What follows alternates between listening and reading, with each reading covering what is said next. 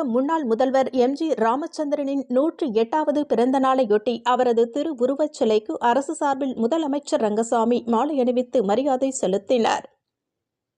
மறைந்த தமிழக முன்னாள் முதல்வர் டாக்டர் எம்.ஜி. ராமச்சந்திரனின் 108வது பிறந்தநாள் விழா புதுச்சேரி அரசு சார்பில் கொண்டாடப்பட்டது.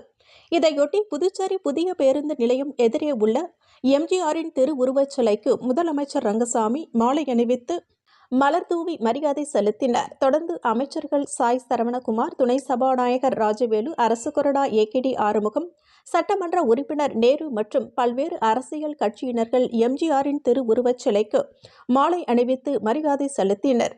தொடர்ந்து பொதுமக்களுக்கு இனிப்புகள் வழங்கி கொண்டாடினர்.